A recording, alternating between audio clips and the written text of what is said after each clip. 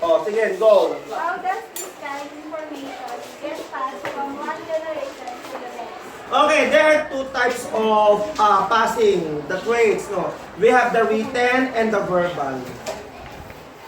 The written is the example is the alibata, the alibata and the baybayin. And the verbal is, for example, in the mountain province, they have no way of writing it. No? So they are practicing the verbal or the pasahan system from generations to generations. So this is that process of by verbal processing or yung pasahan ng traits, it is not good traits kasi verbal is di ba ano to written words. So it means that that traits can easily be obsolete. Sa Tagalog, dahil pasa-pasa siya ng verbal, madaling mamatay yung paniniwala. Unlike the written, meron tayong basihan. So binigay ko na yun ha, dalawang klase, the non-verbal and the written traits or beliefs. How do you know that the information is passed on is true? Of course, when you practice it, it is true. For example, the Mano system, that is a traits which we acquired from the Chinese. The Mano po. Actually, the Mano po system is not a Filipino value. It is a Chinese value. Mano po. No. For example, Lola. Lola, it is not a Lola is in the Chinese ama. Oh. In Tagalog, ama is father. So in the Chinese beliefs, the Mano po that we acquired is a trace that is culturally practiced until today. Okay? And the number two, the belief in aswang or superstition. That is not true. Superstition. Sino the superstitious belief? Number one, in the Visayas region, when you believe in barang, do you believe in barang? The kulam. That is a Filipino trait that we acquired from the Malays and from the Indonesian race. No? That's the traits, the kulam, the barang, which is half true and half not. Because it is an extra, what is that? Extra or paranormal activities. Okay. So as I mean, if it's not true, the trait, that is true because when you're practicing it, it is true. So it depends upon the people or the community practicing it. Sumot, tagalogin ko. Sumot. Okay. Wow, okay, three. How is the type of information How is the type? that you handle helpful to the community? Okay, it is very obvious that the traits you acquired from other people is very helpful in your community. For example, the bayanihan. Do you know the bayanihan? The bayanihan traits of the Filipinos. We all know, we see pictures of bayanihan The kubo, the bahay kubo. O di ba lahat yun pinapatong sa shoulders, iangat ang bahay. Baka maglilipat. So that's the bayanihan system. In this new generation, hindi ba pwedeng gawin na mismong bahay mo konkreto, yung mansion mo, bubuhatin mo. No. So, how it is true that bayanihan traits can be practiced in the community. For example, may nasunugan. Paano mo tutulungan yun? Ano, nakakami rep? Hindi, syempre, dahil iniligtas mo yung tao. So, that is bayanihan. No, that is the bayanihan traits that you can practice in the community that will help the community also. Oh. What difficulties do you face in passing this information to others? Oh, there's so much difficulties because the age of information technology. You know the meaning of obsolescence? Do you know the meaning of obsolescence? The meaning of obsolescence is that one trait must die, must be removed. So that is the law of obsolescence. For example, the Mano po, where 100% of Filipinos practice it before, but now only 45% practice the Mano po system and the po and po po. Because of this new technology, because of the age of the new millennium or whatsoever. So it is difficult to pass to the new generation like you. Oh. And the age of the computer, due to google.com, you have the idea that, oh, this is not true because we acquired it from the other people, other countries, so this is not true. This is not a true Filipinian traits. So that is the problem. No? Are these pieces of information available in popular new media? No, because but as I said in number 1, we have the two kinds of passing the traits, verbal and the written. But the problem is that some written words or artifacts did not survive the environmental crisis or the environmental effects. Like flooding, we have flooding, di ba? Typhoon, or for example, burning or fire. Fire is a inevitable situation. Sunog ba? Oh. So some manuscript did not survive. So it is not available in the internet or into the multimedia. So it is not 100%. It is not 100%. Unless you will go to the tribal group in Mountain Province, in Mindanao, in the Visayas, you look for them and interview them. If you can go to their native, native lands or tribes. So that is the disadvantage of non-written or the verbal passing of traits. Oh, you have the idea now. So that is not true that we have the sufficient information of traits. No, that is not true because what I said before, our artifacts did not survive. The important artifacts. And the baybayin, that is not our native languages. That is Indonesian, Bahasa Malaysia. So we have no system of writing. That is the saddest and frankly saying situation in our country. Because we are not all Filipinos. We are mixed races. So the traits we have right now is from the foreign land. So that is my opinion regarding the culture of our community in the Philippines. That's my opinion, generally. Hello? Can you please share us your knowledge about beliefs, customs, traditions, and old practices of the people in your community? Okay, you said old practices, Yes, ma'am. beliefs, customs, traditions. What else? And finally, something about culture Yes, of the ma'am. old Community. old Old traditions peop- of the people in our community. Well, if I remember right, I can mention a few. Like, for example, the celebration of fiestas annually in our community in honor of our patron Saint John the Baptist. And then perhaps I can be proud of our old system of bayanihan or palusong in our community.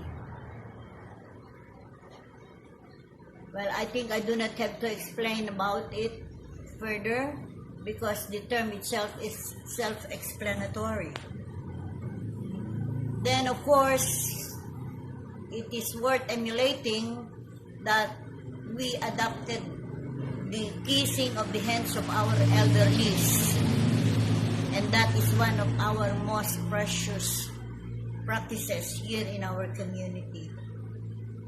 Then we also had during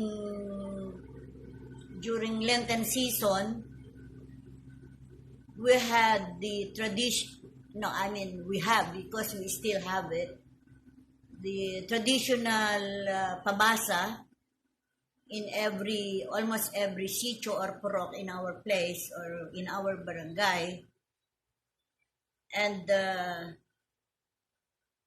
during the time we also observed the showing of Sinaculo or the Passion of the Life of Jesus Christ, and popularly the hampas dugo or penitential, is what we call it, and we still have it now. And then we also had in marriage or love and marriage of the people in our community. Some of the old practices are the first of all the panunuyo of our of our young men, or what we call pamumulong. Then that is also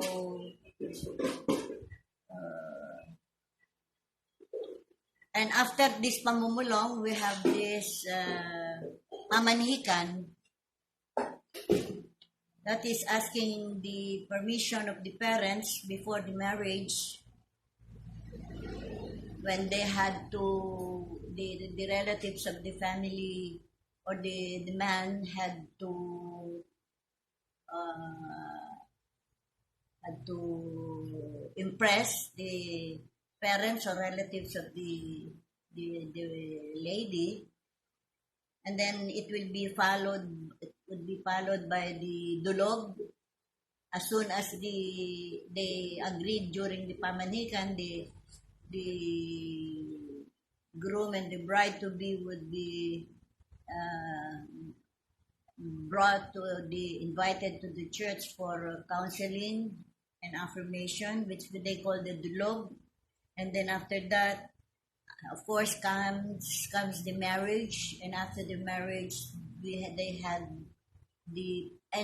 still have this panluluhod, no, wherein the newlyweds go to their different relatives to get their blessings. And then, in many cases, of course, when there are these during mourning of the dead, we have this lamay, the traditional lamay, wherein we most often have the duplo. This is about the yung parang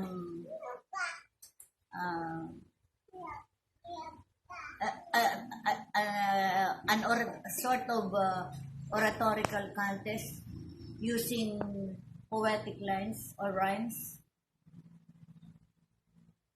which they usually do before the day of the burial. And then, of course, we do not forget this 9-day nubina or padasal, and even during the death celebration of our dead. And then, of course, we still have this, we used to have and still have this pagluluksa or mourning, which usually lasts for 40 days. We have the daily nobina or prayer in honor of our dead. I think all of this, would you like me to mention some of the would you still like me to mention about the superstitious beliefs? Yes, ma'am. Can you please give us at least 3? Okay, at least 3. Would mention first about the marriage. We believe that there's the marriage of 2 siblings within the year is not allowed. No, it's not allowed. And then we had the belief that there should be no bathing, or nobody would take a bath during the morning season. And then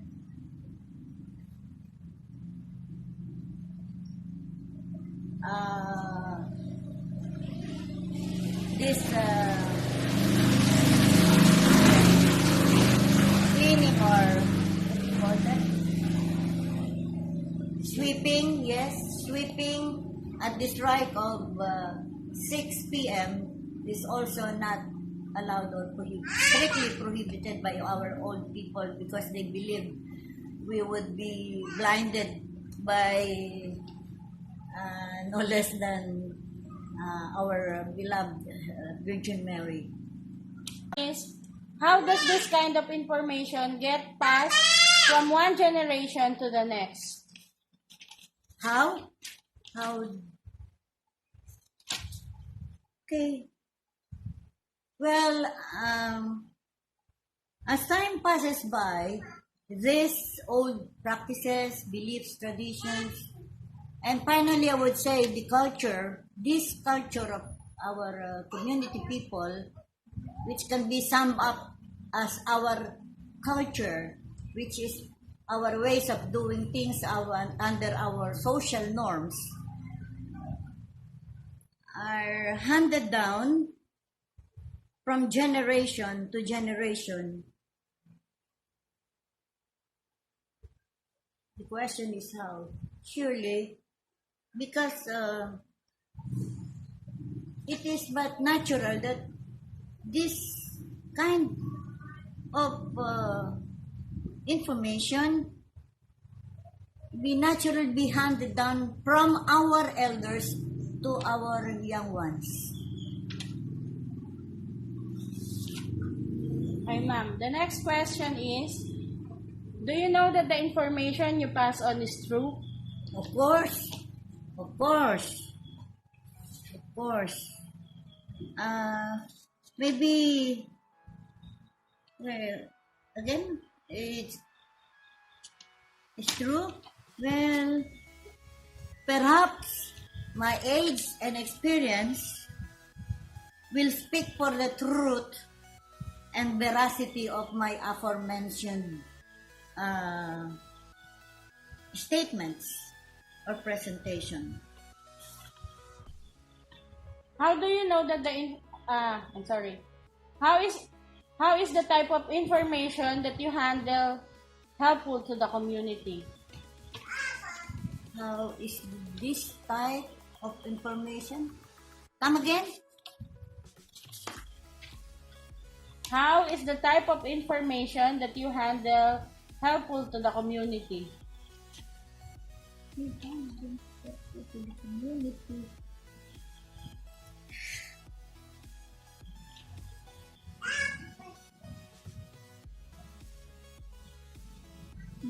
Definitely, this information helps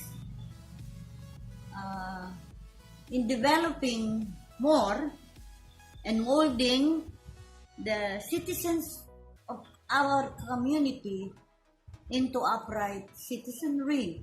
These are all indeed very helpful. Many of these are still practiced until now. Ma'am, the fourth question is, what difficulties do you face in passing on this information to others?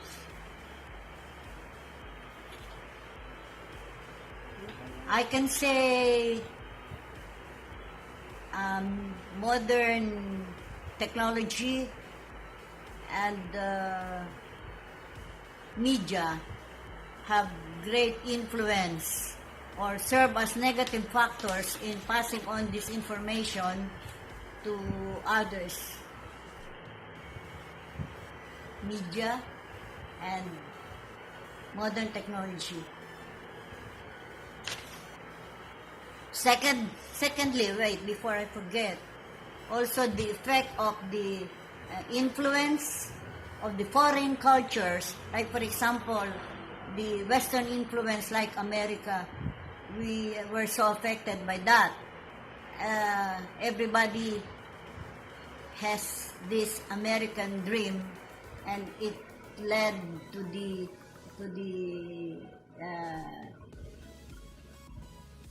discarding of these old practices, customs, beliefs, tradition, and finally the culture of our people. The last question, ma'am, is, are these pieces of information available in popular or new media? Yes, I think so. Because we can still see that some people or many Filipinos are still interested in the preservation of these old customs and traditions. They're still available, although they are not given preferential attention at times. Thank you very much, ma'am. You're welcome. And hope to see you soon, ma'am. Thank you. Okay.